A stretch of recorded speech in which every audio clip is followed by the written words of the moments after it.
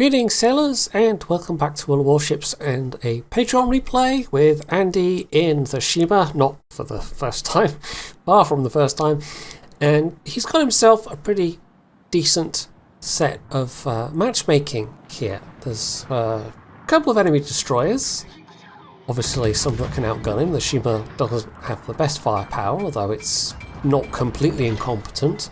There's also no air power to worry about, no CVs, and only one submarine. The bad news is the submarine is, however, right here and is currently spotting Andy, which is not so good. The enemy destroyer he's run into as well is the Yamagiri, which of course has the burst fire mode, and favourite trick of things with burst fire and smoke is to basically do exactly what this Yamagiri is doing, lay the smoke and then do a cheeky little burst fire and steal somebody's health and hopefully take minimal damage in return. However, this Yamagiri has managed to overshoot their smoke, and so they're actually now taking a bit more damage than they bargained for, although I'm pretty sure Andy's torpedoes are going to miss there. He has crucially only dropped 2 of his 3 sets though, so he does still have some torpedoes left for something. So then we come on to this cheeky submarine who has decided to really push their luck. Sometimes a player sees a submarine and just goes, no, absolutely not. And I think this might be one of those times, but also it is a scenario where actually Andy can get away with it. He's got this island in front of him. Yes, there is the Ruprecht off to the side, but as soon as he gets unspotted, he's fine from that. He's also got some allies helping him here with airdropped depth charges potentially, and he also kind of knows where this submarine is going because he's spotted the oil, so depth charges away. His first drop was maybe a little optimistic, but yeah, the second drop actually does do a reasonable amount of damage there, and in fact it's going to be enough damage that he's going to get the kill. And there it is.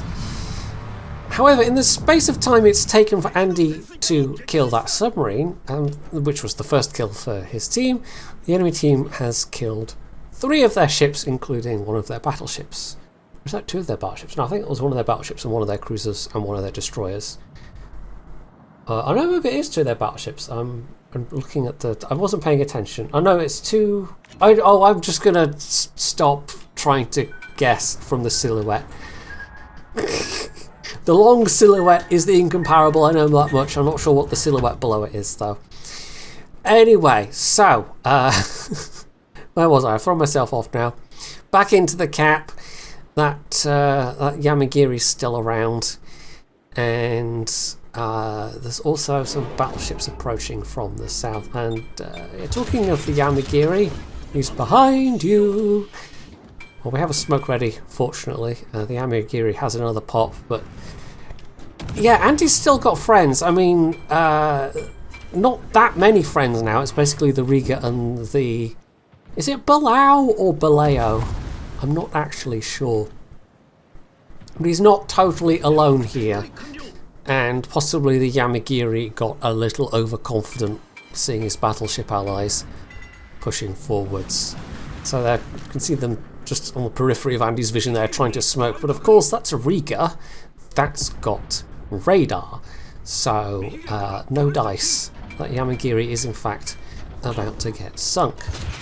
Talking of about to get sunk, this Baji is rapidly flooding. Andy puts out 2 sets there, and I'm not sure he needed to. But there is that Reggio Lauria coming up behind. Some of those torpedoes might capture that. On the other hand, they've seen the angry smoke cloud, they've seen the battleship in front of them sink, and so anybody paying even a slight amount of attention will at that point want to take some evasive manoeuvres, and so they do. So now we can finally get a cap. Excellent. However, in the time all this has been happening, we're now up to about half the team dead, slightly under half the team, and the enemy team taking 2 caps. This is not looking particularly great. It really isn't. And it's one of those scenarios where there's only so much you can do as one player. Andy is able to use the tail end of that smoke to set a fire on the Lariat, which is nice. There's also the roof rack down there. And at this point, I think Andy gets maybe a little distracted by these two healthy battleships, because he decides he's going to turn his attention towards them rather than maybe going towards the B-cap, trying to put some torpedoes out there. And it's not necessarily a bad move, but I think under the circumstances, when there is that points gap, there is that lead of enemy ships, rather nasty lead of enemy ships, I probably would have been more focused on caps and cap control. But I don't know, maybe Andy was just having a bit of what should we call it, torpedo fever? I don't know if there's a specific agreed upon term, but you know what I mean. You're in a torpedo destroyer and you just want to torpedo things, and there's not many destroyers that out torpedo the Shimakaze in terms of the actual damage they can do. So his focus really does seem to be on the Ruprecht, and he does have the best angle for that. But of course the submarine's still here. The submarine is banging away with their sonar and their torpedoes, and unfortunately for Andy that means much like a scenario of a CV dropping on somebody that you're trying to drop on, this Ruprecht starts manoeuvring, and that throws off any chance Andy had of actually trying to get that Ruprecht, much to his annoyance, I'm guessing, probably, because I know it's annoying when that happens to me.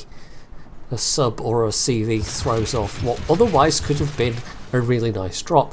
So instead he goes for a very suboptimal drop on the Lariat. He will maybe get some torpedoes into it, but it's unlikely to be enough for a devastating strike. But we'll see how many actually hit. So a little jump forward here. See the torpedoes going into the distance, and actually 3 of them. So that's not a bad amount of damage. He can't see exactly how much damage though. Oh, there we go. Well, he couldn't for a second, but now he can. Because, well, there's a cyclone and visibility has gone right down, and that's not so good for Andy. He is very stealthy, but it also means that there's a rather small gap between him spotting things and them spotting him. It's down to about 3-point-something kilometers. Was it 5 points? Is it 5.4 or 5.6? It's like 5.6 for the Shima, isn't it? So it'll be like 3.4 kilometers that you've got to play with, and it's not the fastest turning ship. So 2 more hits, Blooding finishes it off. I think he gets spotted for a very brief moment there. Or is it 5.4? Maybe it is 5.4 for the Shima. Anyway, and so they're going to know he's here, but they knew he was here anyway because he started capping, so it doesn't really matter that much. In terms of his team, we're down to just 3 ships, and Andy has absolutely done more than most of his teammates in terms of getting kills. He's also, I think, the only one that's managed to get any capping, and we're now down to a situation where it seems extremely unlikely that this can be pulled back. It would take some kind of miracle, lots of detonations, I think. So there's an enemy Shima that's just spotted him as the Ohio was coming into view. Ohio does have the improved American secondaries, so yeah, I think that was a very timely use of smoke. Again, being quite cautious with his torpedo drops. He only used 2 of his tubes, and I think that was entirely the right call. I mean, I think that's a hallmark of experience with this ship if you're doing things like that in that kind of scenario, because the bow-on angle of the Ohio made it extremely unlikely that he was going to get any particularly high amount of damage. Radio location seems to indicate, however, something's following him, and the Shima hadn't stopped to cap, so yeah, it turns out that they were shadowing him behind these islands, and he didn't quite have his guns in the right place there, unfortunately, so he took a little bit more damage. However, because he still has that torpedo launcher available, he can lay a nice little surprise, and perhaps this Shima figures, oh, I don't have to worry about torpedoes. The Ohio ate some torpedoes, therefore it's fine. He's fired his torps, they're reloading. Except, well, you fool, you've fallen into his trap, etc, etc. It does, to me, feel a little strange, the Shima trying to chase after him around that island anyway in such a fashion, because they were about the same health-wise. So trying to win a gunfight in that circumstance seems like it would be a bit dicey. But perhaps they were banking on the Ohio coming round into view. And the Ohio does come into view, but it's much too late for the Shima at that point. Andy by now is the last one left alive, unfortunately. A couple of the enemy ships went way up north chasing the Riga, but the St. Vincent in particular is pretty fast, so there's every chance they can get back down here in time. The Ruprecht is also very likely to go cap A, because you might as well at that point. And Andy just kind of needs to, well, nothing at this point. I don't think there's anything he can do to win, but he certainly can try and get some more damage out of it, and that's what he just has managed to do from this Ohio. If the enemy Shima had stayed alive and played together with the Ohio a bit more, Andy really would not have had this opportunity, but as it is, yeah, he can just skirt around the edge of visibility for this Ohio and drop his torpedoes. And yeah, well, if he gets any flooding off these, it'll stick. But he doesn't have much time at this stage. He really does have to get a bit lucky in terms of where he hits and like floodings and whatnot, because there's not a lot left in this. The timer mod does not work for replays, sadly, but yeah, you can just tell when you're at plus 900 points and the enemy team has 2 cap circles, it's not going to be long left.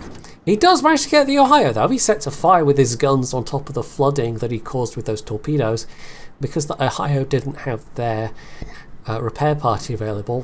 That was his 5th kill for the Kraken and a whole chunk more damage. We really are it's like this is very much the end game though. We really are coming down to it. I mean, he might get to cap this, he might kill the Ruprecht, which might buy him a little bit more time, but there's still a Tromp to deal with, which has nasty hydro and very fast firing guns. There's the St. Vincent and the Hood Leo as well, and the St. Vincent, like I said, it's fast and it's turned up just in time to be a bit of a problem. So Andy did get the cap, but yeah, his torpedoes are probably not even going to have time to reach the St. Vincent, so he decides, given that we're now at 980 points, he's going to toggle his last smoke, open fire for a little bit more damage, and yeah, that's that. There's not much more he can do, really. Time was just not with him. If a few more of his allies had done a bit more in terms of even trying to keep the enemy team off the caps for a bit longer or keeping them bottled up a bit more, but no, as it was, Andy really did struggle mightily to keep his team afloat there, pun intended, but it was not enough. So it's 276k, Kraken, Top Gun, 2nd most XP of anybody on either team, but it wasn't enough. It just wasn't enough. They lost too many people too quickly and their map control was insufficient, and when you're in a destroyer you can only really do 1 cap at a time, so yeah. Some games you're just destined not to win, and sadly this was one of them. It was still a really good performance though, and a really good result. It's just a pity it was a really good result on a loss, but I think we've all had games like that from time to time. So that is just about it for this replay. This is actually my 2nd attempt recording this, because the first attempt, a bit earlier, I discovered that Windows had for some reason decided to change my microphone input to something that wasn't my microphone. So that was very helpful. Thank you, Windows. Thank you for doing that. Thank you for wasting 15 minutes of my time and causing me frustration enough that I had to go and have a little break and have a cup of tea before I tried again. But hopefully it was worth it. Hopefully the second attempt was as good as the first attempt I remember being, which obviously was fantastic and amazing, and you can definitely take my word for that because I'm a totally unbiased source.